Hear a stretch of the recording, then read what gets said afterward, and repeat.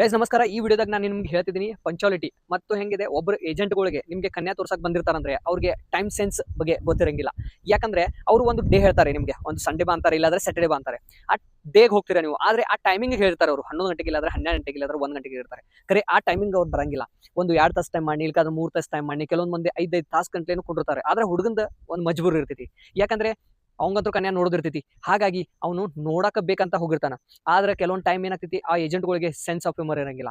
ಯಾಕಂದ್ರೆ ಅವರು ಕೆಲಸ ಎಲ್ಲ ಮಾಡಿ ಆಮೇಲೆ ಬರ್ತಾರೆ. ಆದ್ರೆ ನೀವು ದಿವಸ ಎಲ್ಲ 1 2 ತಾಸು 3 ತಾಸು ಕೂತ್ರೆ ನಿಮ್ಮ ಫೇಸ್ ಒಳಗಿಂದ ಗ್ಲೋ ಐತಲ್ಲ, ಅದು ಪೂರಾ ಡೌನ್ ಆಗಿರ್ತೈತಿ, ಪೂರಾ ನರಮ್ ಆಗಿರ್ತೈತಿ. ಅದು ಗ್ಲೋ, ಅದೇ ಕ್ಯೂರಿಯಾಸಿಟಿ ಇರಂಗಿಲ್ಲ. ಯಾವಾಗೂ ನೀವು ಹುಡುಗಿ ನೋಡಕ್ ಹೋಗ್ತೀರ ಅಂದ್ರೆ ಒಂದು ಮಾತ್ರ ನೆನ್ಪಿಟ್ಕೊಳ್ಳಿ, ಯಾರಾದ್ರೂ ನಿಮ್ಗೆ ತೋರಿಸ್ತಿದಾರ ಅಂದ್ರೆ ಅವನು ಕರೆಕ್ಟ್ ಆಗಿ ಟೈಮಿಗೆ ಬರ್ತಾನಿಲ್ಲ, ಮತ್ತೆ ಕರೆಕ್ಟ್ ಆಗಿ ತೋರಿಸ್ತಾನಿಲ್ಲ.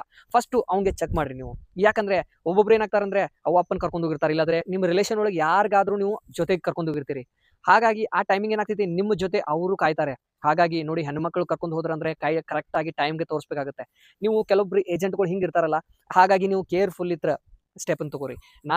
ನಾ ಈ ವಿಡಿಯೋ ಮಾಡೋ ಕಾರಣ ಏನಂದ್ರೆ, ನೀವು ಲಕ್ಷ ಒಳಗಿಟ್ಟ ನೀವು ಯಾರು ಕರ್ಕೊಂಡು ಹೋಗಿರ್ತಾರಲ್ಲ ಅವ್ರಿಗೆ ಒಂದ್ ಸ್ವಲ್ಪ ಸೇಫ್ಟಿಯಾಗಿ ನೋಡ್ರಿ. ಯಾಕಂದ್ರೆ ಹೇಳಕ್ ಬರಂಗಿಲ್ಲ ಯಾವ ಟೈಮ್ ಹೆಂಗಿರ್ತೈತೆ ಅಂತ. ಹಾಗಾಗಿ ಏಜೆಂಟ್ ಮೇಲೆ ನೀವು ನಂಬಿಕೆ ಇರೋದಿತ್ತಂದ್ರೆ ಸ್ವಲ್ಪ ವಿಚಾರ ಮಾಡಿ ಇಡಿ. ಮತ್ತೆ ಎಲ್ಲಾ ಏಜೆಂಟ್ ಹಂಗಿರಂಗಿಲ್ಲ, ಆದ್ರೆ ಕೆಲವೊಂದು ಏಜೆಂಟ್ಗಳು ಇರ್ತಾರೆ. ಹಾಗಾಗಿ ನಾ ಈ ವಿಡಿಯೋ ಮಾಡಿದ್ದೀನಿ. ಮತ್ತೆ ಶೇರ್ ಮಾಡಿ, ಸಬ್ಸ್ಕ್ರೈಬ್ ಮಾಡ್ರಿ, ಫಾಲೋ ಮಾಡ್ರಿ. Thank you.